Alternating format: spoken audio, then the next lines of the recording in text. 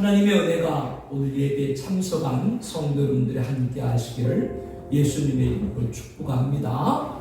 우리가 앞에 함께 찬송도 하고 기도도 합심해서 드렸습니다.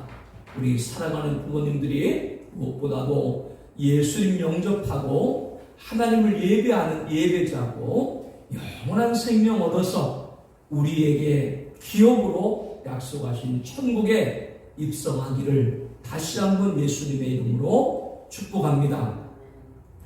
요한계시록은 6장에서부터 장차 될 일에 관한 계시입니다.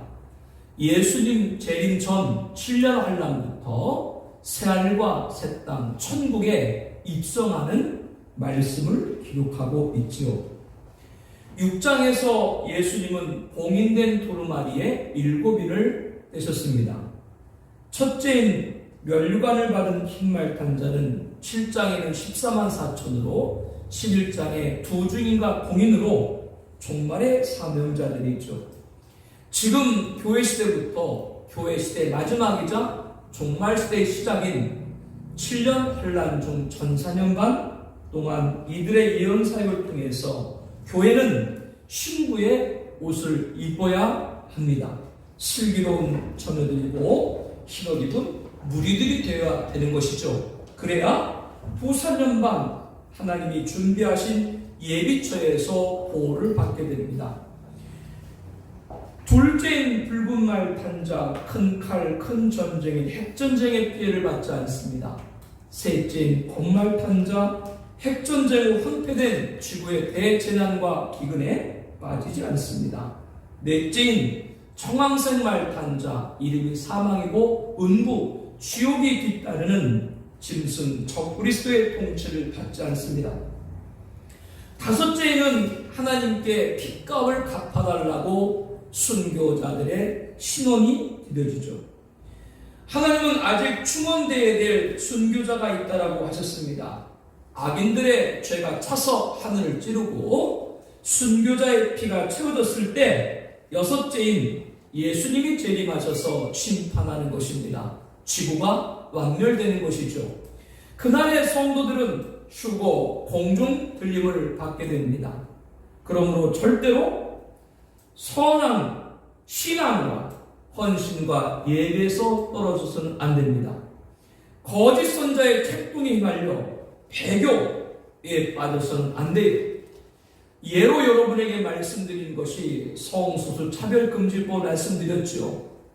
인권과 민주, 복지라는 이름으로 이루어진 이런 일들의 근간은 하나님의 창조 질서를 거역을 하고 절대적인 성경을 부정하고 유일한 구원자 예수님을 배격하는 배교가 있다는 걸 알아야 돼요. 우리들은 여기에 빠지지 않고 적그리스도를 따라서는 안 됩니다. 8장에서는 7번째인 열림과 함께 7 나팔을 받은 7 천사가 등장을 하죠. 각 나팔을 불 때마다 지상에는 재앙이 쏟아지게 됩니다. 첫째 나팔, 피 같은 우박, 이것은 세상에 화를 가져올 적그리스도가 등장하는 것을 가르쳐 줍니다. 둘째 나팔은 적그리스도를 도와줄 불붙는 큰 산 곧 열불, 적그리스도 제국이 세워지게 되죠. 셋째 나팔 순숙, 사탄의 악한 사성으로 변질된 복음을 전하는 음료, 그 음행의 포도주를 마신 타락한 교회 지도자들. 넷째 나팔은 교회의 배교, 지구의 영적 암흑을 가져오게 됩니다. 이후에 불릴 세 나팔은 화로, 다섯째 나팔은 첫째와, 여섯째 나팔은 둘째와, 7째 나팔은 셋째 화입니다. 이렇게 세 화로 별도로 구분하는 것은 종말 시대에 내릴 핵심적인 환란이기 때문입니다. 9장에서 첫째 화인 다섯째 나팔은 전사년반에서 역으로 5달 동안 황충이로 상징된 악령들이 불신자와 배교한 성도들을 매개로 진리를 사수하는 성도를 공격하는 교회가 당하는 환란입니다. 오늘 우리들이 당하고 있고 앞으로 당할 환란이죠. 얼마나 이 환란이 큰지 성도는 죽고 싶으리만큼 괴롭지만 죽임을 당하지는 않습니다. 그 말은 감당할 수 없는 시험이 아니라고 하는 것이죠. 하나님은 자기 백성을 죽게 하지 않습니다. 큰 능력이 아니라도 작은 능력을 가지고도 예수 이름을 배반하지 않으면, 누구 이름을 배반하지 않으면, 예수 이름을 배반하지 않으면 승리해서 멸류관을 받고 재림의 영광에 참여하고 천년왕국에서 축복을 누리고 영원한 천국에 입성하게 됩니다. 둘째 화인 여섯째 나팔은 전 4년반이 끝날 때이자 후 4년반이 시작된 시점에 발발할 핵전쟁, 유보라드 전쟁 제3차 세계대전에 대한 계시입니다. 인간이 만든 무기는 없어지지 않습니다. 인간의 죄악이 없어지나요? 아닙니다. 인간의 죄악은 하나님이 진노로 쌓는 그날까지 쌓인다라고 말씀을 합니다. 인간이 만든 무기도 마찬가지예요. 인류는 자신들이 만든 핵으로 스스로 멸망에 이르게 될 것입니다. 하나님께서는 그러한 끔찍한 현장에 자기 백성을 방치하실 이유가 없지요. 진리로 무장된 성도님들은 핵전쟁과 핵전쟁 후 짐승통치 기간 후 4년 반 동안 예비초로 인도하시는 것이죠. 진리에서 떨어지면 재앙에 떨어진다는 걸 알아야 돼요. 지금 믿음을 굳건히 지켜야 됩니다. 지금 믿음 지키지 못하면 방금 말씀드린 참혹한 전쟁과 짐승의 잔악한 통치 밑에 살아가야 돼요. 진리에서 떨어지면 재앙에 떨어지는 거예요. 예수 안 믿으면 심판인 거예요. 그렇기 때문에 주님은 여기에 떨어지지 않도록 우리를 경각하고 마지막까지 구원하기 위해서 계시록의 말씀을 주신 거죠. 지금까지 말씀드린 6장의 첫째인부터 여섯째인, 8장 9장의 일곱째인, 일곱 나팔 가운데 첫째 나팔부터 여섯째 나팔, 앞으로 배우게 될 16장의 일곱째 나팔, 일곱대접, 그리고 19장 11절 12절의 재림, 20장 천년왕국과 흰보자 심판, 21장 22장 거룩한 성세를 살리는 본계신 본경이라고 합니다. 그 외 7장, 10장, 11장, 12장, 13장, 14장, 15장, 17장, 18장, 19장 1절부터 10절은 삽입계신 삽경이라고 합니다. 삽경이란 말은 계시록에 나오는 사건을 다루는 본계시에 관계된 여러 가지 배경을 보여주는 것을 말합니다. 본경에 대한 설명이 삽경이다. 이렇게 여러분이 이해하시면 됩니다. 삽경인 7장에서 14만 4천은 11장 두 주인과 공인으로 첫째인 멸류관을 받은 흰발탄 자와 한 계시다. 종말의 사명자다라고 말씀을 드렸어요. 오늘 본문의 10장도 삽경입니다. 종말의 사명자 소명, 무장, 명령에 관해서 말씀합니다. 종말의 사명자 14만 4천 두 주인은 선자적 예언의 사명을 가지고 종말시대 7년 환란 중 전사년만 1260일간 영원한 복음을 힘있게 전할 하나님의 종들입니다. 그러므로 종말의 사명을 감당할 이들의 중요성을 반복하여 계시해주고 있는 것이죠. 오늘 본문 1절에 보니까요, 종말의 사명자인 14만 4천 두 주인을 부르는 예언사역을 명하기 전에 부르는 분이 이렇게 기록됩니다. 하늘에서 내려온 힘센 천사다. 이 힘센 천사가 누구인가를 알아야 종말 사명자를 부르시는 출처를 바로 알 수가 있습니다. 힘센 천사를 1절 말씀부터 보니까요, 구름을 입고 하늘에서 내려오는데 그 머리 위에 무지개가 있고 그 얼굴은 해 같고 그 발은 불기둥 같으며 그 손에는 포도인 작은 두루마리를 들고 그 오른발은 바다를 밟고 왼발은 땅을 밟고 사자가 부르짖음같이 큰 소리로 외치니, 이런 표현을 볼 때 힘센 천사가 천사장 가운데도 천사장이나 높은 지에 있는 천사, 그렇게도 볼 수 있는데, 여러분 여기 말씀에 기록된 내용들을 볼 때 이것이 한 천사를 말하는 거겠어요? 이 말씀을 보면 한 천사가 아닌 걸 알 수가 있죠. 구름을 입었다고 그랬죠. 구름은 하나님의 영광의 임재를 의미하는 말입니다. 예수님이 다시 오실 때 계시록 1장 7절에 보니까 볼지어다 그가 구름을 타고 오시리라, 이렇게 말씀합니다. 머리에 위에 무지개가 있다라고 했죠. 무지개는 새 언약의 상징입니다. 새 언약은 죄사함을 얻게 하려고 많은 사람을 위하여 흘리는 바 나의 피 곧 언약의 피니라 예수님 말씀했죠. 예수님이 새 언약 언약의 피신 거죠. 얼굴은 해 같다고 했습니다. 예수님의 얼굴은 해같이 빛났다 하고 마태복음 17장 2절에 말씀합니다. 얼굴은 해가 힘있게 비추는 같더라라고 계시록 1장 16절도 말씀을 하고 있습니다. 그 발은 불기둥 같다라고 하죠. 예수님의 발은 풀무불에 단련한 빛난 주석 같다라고 계시록 1장 15절에 말합니다. 이러한 말씀을 통해 볼 때 힘센 천사의 표현은 그 존재가 바로 이 계시의 주관자인 예수님이라는 사실을 알게 하죠. 이 말씀을 보게 되면요, 바다와 땅을 밟고 있다. 이것은 온 세계를 다 다스리시고 통치하시는 주님의 모습을 알게 한다라고 하는 겁니다. 2절에 보니까 힘센 천사 예수님 손에 퍼놓인 작은 두루마리를 들고 있다고 했습니다. 이 작은 두루마리는 우리가 5장을 공부할 때 배운 하늘 보좌에 앉아 계신 즉 하나님이죠. 그분 오른손에 들려진 두루마리를 가리킵니다.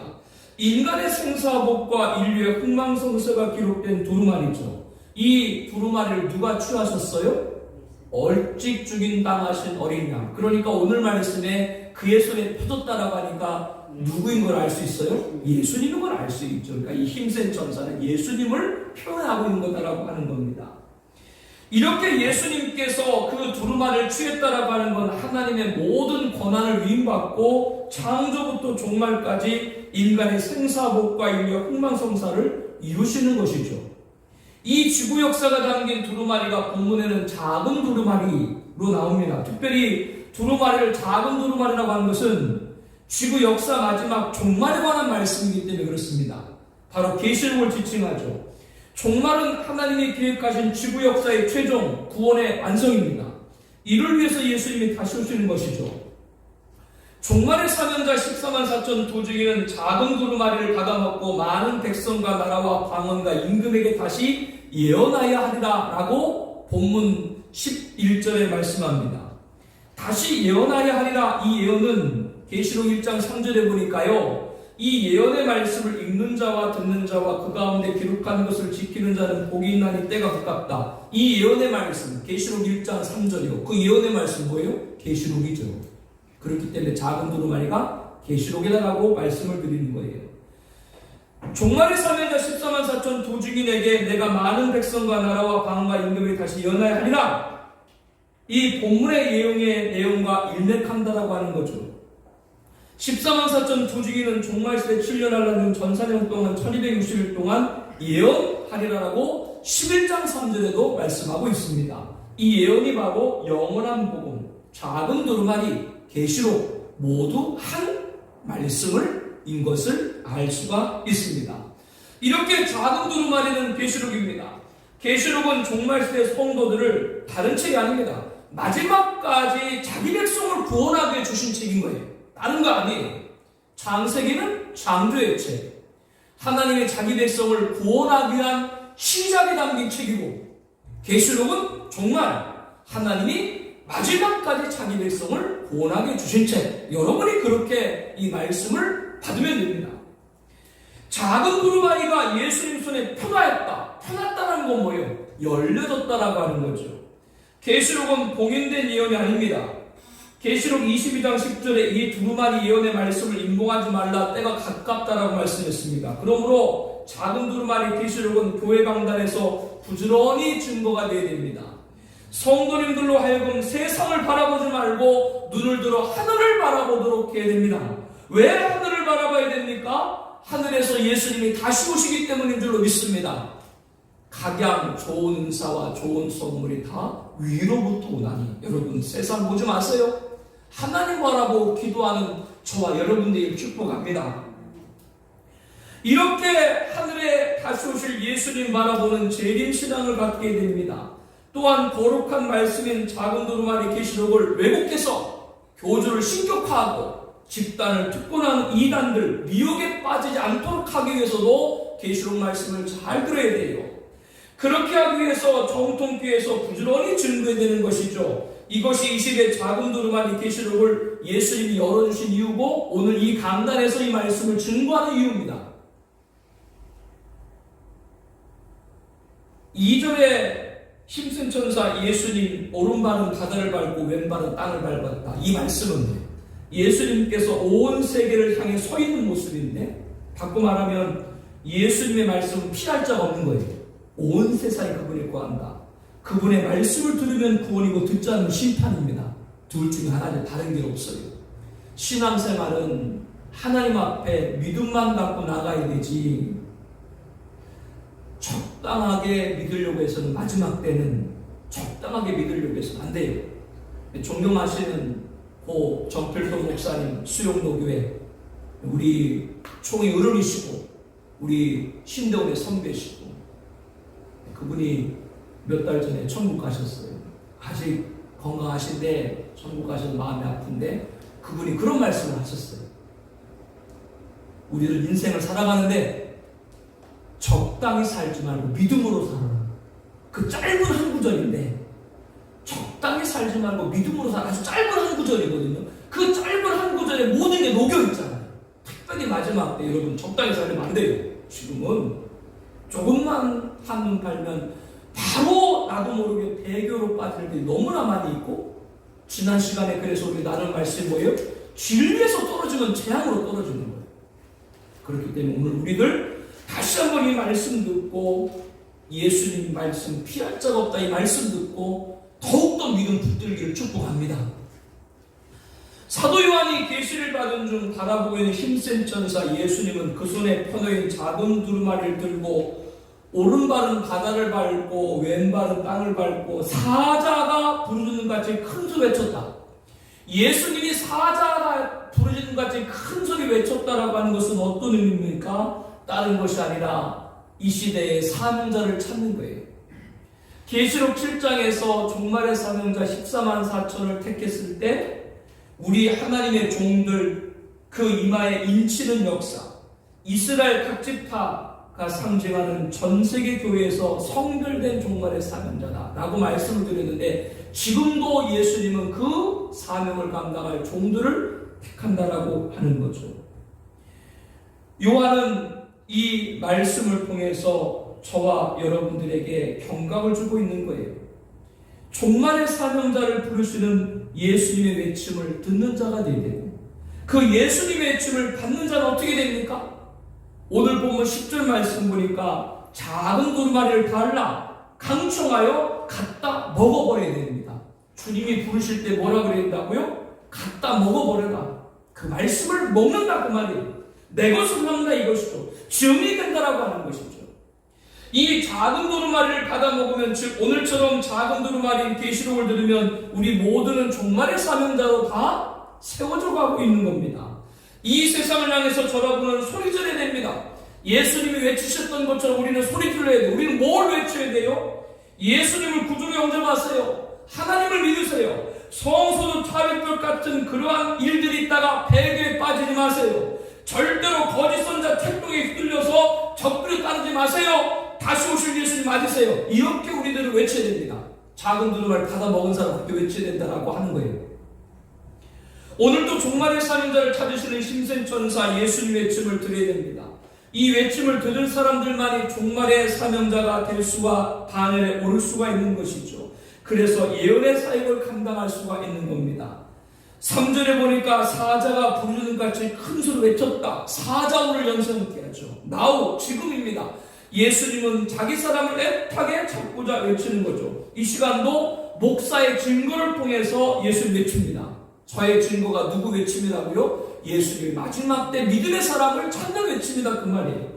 여러분들이 말씀을 묵상할 때도 예수님의 외침을 들을 수 있게 됩니다. 항상 기도함으로 깨어있을 때 예수님 외침을 들을 수가 있습니다. 그때 아멘 말씀하시는 따르겠습니다라고 응답하는 성도가 갖다 먹어버리라. 예, 갖다 먹겠습니다. 응답하는 성도의 자세가 그런 모습이라고 하는 거예요.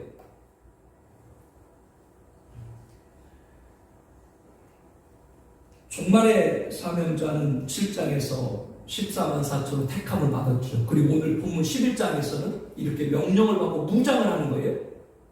그리고 11장에서는 두 증인으로 종말세 7년 환란 중 전사년만 1260일 동안 예언사역을 감당하고 마치고 나서 순교당하고 부활승천하죠.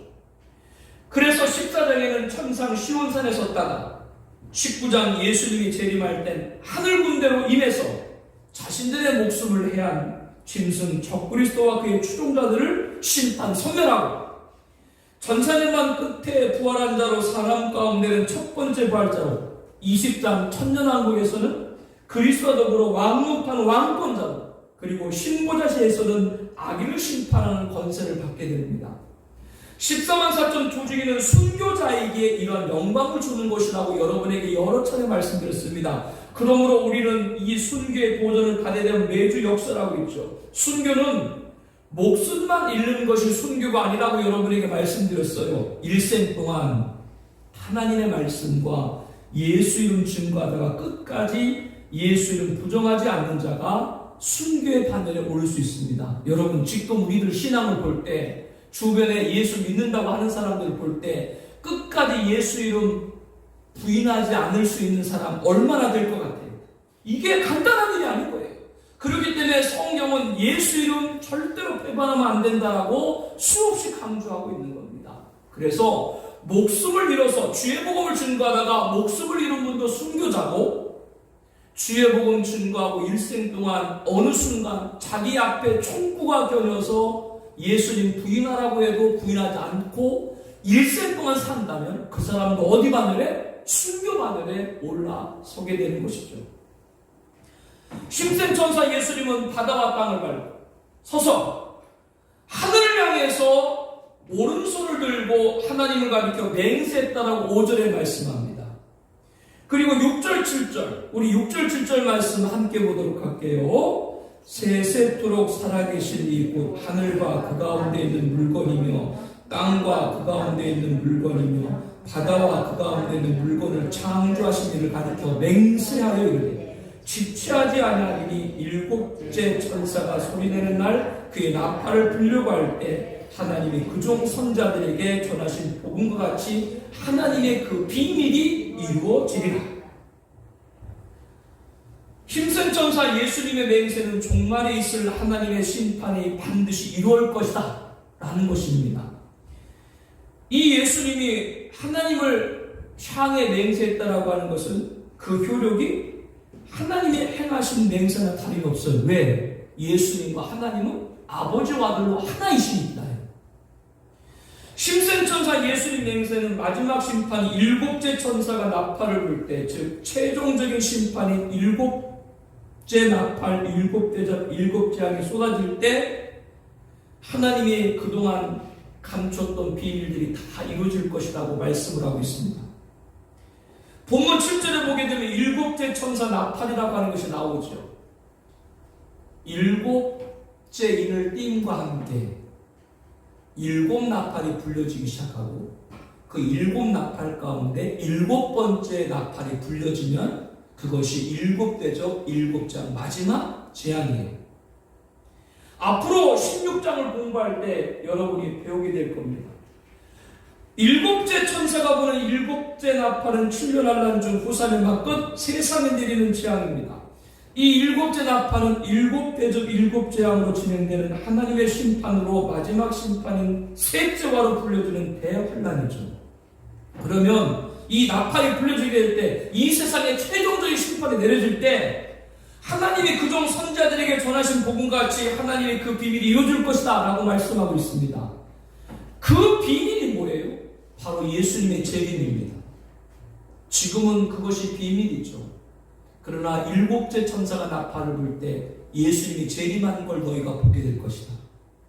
그리고 마지막 심판인 지구가 완전되는 것, 이 세상이 영원할 것 같아요? 아니에요.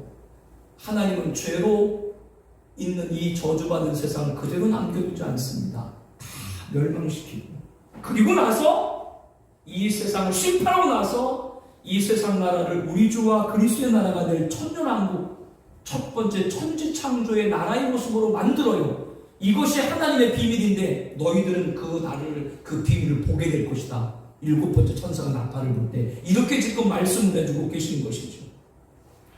그런데 하나님께서는 이 비밀을 그종 선지자를 통해서 끊임없이 전하고 있었습니다. 이사야를 통해서도 에레미야, 에스겔을 통해서 다니엘, 호세아, 요엘, 아모스, 오바냐, 아바쿠, 스바냐, 스가랴, 말라기, 그리고 신약에서도 예수님이 친히 이 비밀을 말씀했고 사도 바울과 베드로와 요한도 전했습니다. 이 같은 선자들과 사도들과 예언을 했음에도 불구하고 이 하나님의 복음을 전했음에도 불구하고 영광스러운 이 복음을 받지 못하는 사람은 이 비밀을 모르죠. 예수님의 재림도 모르고 이 세상이 완멸할 것도 모르고 아직도 이 세상에 미련을 두고 이 세상에 심판받고 주님이 왕으로 다스리시는 천지창조 에덴의 복인 천년왕국이 도래될 것이라고 하는 그것도 모르고 그렇기 때문에 이 하나님의 비밀을 너희들은 알려주는 것이다 라고 지금 말하는 거죠. 그래서 7절 말씀에 일곱째 천사가 소리내는 날 그의 나팔을 불려고 할 때 하나님이 그의 종 선자들에게 전하신 것 같이 하나님이 그 비밀이 이루어지라 이렇게 말씀하는 겁니다. 예수님의 재림은 일곱째 나팔, 일곱째 절 가운데 여섯째 대접 때 예수님이 재림합니다. 그래서 적그리스도와 그의 모든 군사를 아마겟돈에서 완전히 진멸하시죠. 이때 하나님의 백성은 공중수거됩니다. 그리고 일곱 번째 대접에서 이 세상은 완전히 모든 피조물들은 땅속에 숨겨졌던 6,000도가 넘는 불덩어리 내부로 말미암아 완전히 타버리는 불심판을 받을 것이라고 베드로 후서 3장 7절에 말합니다. 지구의 완전한 파멸을 가져올 심판이기 때문에 성도를 그때 어디로? 공중수거로 건지는 거예요. 그렇기 때문에 진리에서 떨어지고 재앙에 떨어져요. 그때 들림받지 못하면 그새로 떨어지는 거예요. 오늘 우리들은 뭐요? 그렇게 떨어진 자가 되지 말아라. 이것은 비밀인데 너에게 뭐요? 비밀이 아니고 알려줬다. 알려줬는데도 모르니까, 알려줬는데도 안 하려고 하니까 그것이 모르는 것이에요. 하나님은 자기 백성에게 절대로 알려주지 않고 하나님의 일을 행하지 않으세요. 노아에게 하나님이 물심판을 알려줬어요? 안 알려줬어요? 노아가 그 말을 듣고 세상 사람들에게 그 날을 말했어요? 안 말했어요? 말했는데도 안 들었잖아요. 하나님은 절대로 자기 일을 말하지 않고 하지 않았어요. 다 알게 하세요. 알게 하시는데 택함 받은 자는 듣는 것이고 택함 받지 못한 자는 그런 게 어딨어? 이런 식으로 베드로후서 말씀처럼 말세에 기동하는 자들이 야 그런 게 어디냐 심판했냐 이런 식으로 말세에 기동하는 자들이 와서 조롱한다라고 말합니다. 하나님의 비밀의 말씀으로 조롱하는 거예요. 우리에게 그런 자가 되지 말라라고 이 작은 두루마리 계시록을 지금 열어주고 계신 것이죠. 방금 말씀드린 대로 이 세상은 심판 후에 에덴의 복인 천년왕국이 조성됩니다. 이 나라 왕은 예수님이시고 우리는 예수님이 재림까지 생존했다면 예수 나라인 천년왕국 반드시 입성하게 될 겁니다. 그래서 하나님이 원래 천지창조 때 모습이 어떤 나라에 있는가를 우리들은 그 나라에 들어가서 알게 될 겁니다. 범죄 이전에 아담 같은 모습으로 살아가게 될 겁니다. 이 같은 일이야말로 하나님의 비밀인데 하나님은 이 비밀을 그의 종들 구약의 선지자를 통해서 신약의 사도를 통해서 옛적부터 예언하게 하셨다라고 말씀하는 거죠. 심생천사 예수님은 맹세하길 일곱째 천사가 소리내는 날 그의 나팔이 불리려고 할 때 하나님이 그의 비밀이 이루리라. 아멘. 이제 그날 재림, 지구 완멸, 천년왕국 가까이 오고 있죠. 지금 우리가 살아가고 있는 시대는 종말의 징조를 통해 볼 때 아주 그날이 가깝다고 하는 걸 우리에게 알게 하고 있는 겁니다. 8절 말씀에 보니까요. 요한은 심생천사 예수님 맹세를 듣고 있는 중 하나님의 음성을 들었습니다. 내가 가서 바다와 땅을 밟고 서 있는 천사손에 펴놓인 두루마리를 가지라. 이 명을 지금 들은 거죠. 작은 두루마리라고 했습니다. 이 작은 두루마리는 인봉된 책이 아니라 그랬어요. 예수님 손에 펼쳐져 있다, 열려졌다라고 하는 거죠. 이 작은 두루마리는 그 종 선지자를 통해서 그 비밀의 내용이 낱낱이 기록된 것이다 라고 말씀을 드렸고요. 오늘 우리들에게 그것을 알려줬다라고 말씀드렸어요. 작은 두루마리는 펴놓였지만 이 비밀이 요한에게만 전달된 게 아니죠. 요한은 그것을 정말 사명자 중에 대표인 것이고 오늘 우리들에게 다 알게 하기 위해서 대표로 요한이 받은 거죠. 고린도전서 4장 1절에 사람이 마땅히 우리를 그리스도의 일꾼이요 하나님의 비밀을 맡은 자로 여길지다. 하나님의 비밀을 맡은 자로 여길지다. 이렇게 여러분 이 말씀을 꼭 새기세요. 그들이 바로 우리여야 된다고 말씀드렸어요. 다른 사람은 몰라도 우리들은 알아야 되는 것이죠. 9절 말씀에 보니까 요한은 가져란 명령을 따라 천사에게 나아가 작은 두루마리를 달라 요구를 했습니다. 예수님 손에 펴놓인 두루마리를 가져란 명령을 듣고 이 작은 두루마리를 전하는 사명자로 부르심 받기 원하는 요한의 결단을 볼 수가 있습니다. 바로 종말의 사명자의 결단이 되어야 되는 것이죠. 이 같은 장면을 구약에서도 찾아볼 수 있습니다. 이사야 선자는 자기 백성들이 당할 암담한 장면을 염려하면서 하나님 성전에 올라가 이를 위해 기도했습니다. 이때 이사야는 성전에 충만한 하나님의 영광을 바라봤고 사명자를 부르시는 하나님의 음성을 듣게 되죠. 내가 누구를 보내며 누가 우리를 위해서 갈고, 하나님의 탄식의 음성이 이사야에게 들려온 겁니다. 하나님은 패역한 이스라엘 백성들에게 보내어 회개시키는 사명을 담당할 사명자를 찾으신 것입니다. 이스라엘은 많은 하나님의 선자가 있었지만 유독 누구에게만 그 말씀이 들렸어요? 성전에서 회개하는 심령으로 탄식하며 기도하는 이사야의 귀에만 그 부르시는 주님의 음성이 들린 거죠. 이게 택함받은 자예요. 아무에게 안 들려도 그날도 성전에서 민족을 위해서 기도하는 이사야의 귀에 들렸어요. 그 부르시는 음성을 듣고 이사야가 뭐라 그랬어요? 내가 여기 있나이다, 나를 보내소서. 하나님께서는 종말의 선자들에게 이르신 예언의 성취를 그 시기에 일곱째 천사가 나팔을 불 때 패역한 이스라엘 향해서 외친 이사야처럼 깊이 잠든 교회를 깨우는 사명자를 찾을지는 그 음성이 오늘 우리에게도 들려오고 있는 거죠. 이 음성은 사도 요한처럼 종말의 예언상을 가지고 기도하는 종들에게 세미한 음성으로 들려지고, 요한이 예수님 손에 펴놓인 작은 두루마리를 갖다 먹으린 것으로 사명받은 것처럼 받아 먹은 자만이 이 사명을 가지고 예언서를 감당할 수 있습니다. 받아 먹은 자, 계시록도 어려운 책이 아니고 우리에게 주신 말씀이다. 받아 먹은 사람이 주는 거예요. 이게 왜 어려워요? 이 말씀이 다 손에 열어서 보이게 했는데, 열어줬는데도 안 보니까 모르는 거죠. 그 보는 사람이 뭐요? 내게 주소서, 주님의 음성 응답 일하라고 하는 거예요. 그래서 9절 말씀 보니까 심센천사 예수님이 요한에게 갖다 먹어버리라 이렇게 명령을 내리잖아요. 갖다 먹으려고 하는 말씀은 이 작은 두루마리에 기록된 내용을 깨닫는 일을 말하는 거죠. 작은 두루마리는 예수님 재림에 관심 없는 종들에게는 비밀의 말씀입니다. 그러나 그날을 갈망하는 종말의 사명자들에게 손에 펴놓인 작은 두루마리를 깨달을 수가 있는 겁니다. 잠언 2장 1절 5절에 이렇게 말합니다. 내 아들아, 내가 만일 나의 말을 받으며 나의 계명을 내게 간직하며 내 귀를 지혜에 기울이며 내 마음에 명철을 두며 지식을 불러 구하며 명철을 얻으려고 소리를 높이며 은을 구하는 것 같이 그것을 구하며 감춰진 보배를 찾는 것 같이 그것을 찾으면 여호와 경외하기를 깨달으며 하나님을 알게 되리라 라고 말씀합니다. 뭐를 구하는 것 같이? 은을 구하는 것 같이 말씀을 찾고 주님의 음성을 듣고, 뭐를 구하는 것 같이요?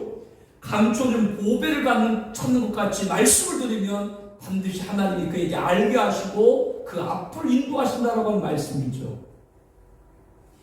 작은 두루마리 계시록 이 예언의 말씀은 예수님께서 임봉하지 말라라고 분명히 명령을 했습니다. 하나님께 구하면 받을 수 있는 것이죠.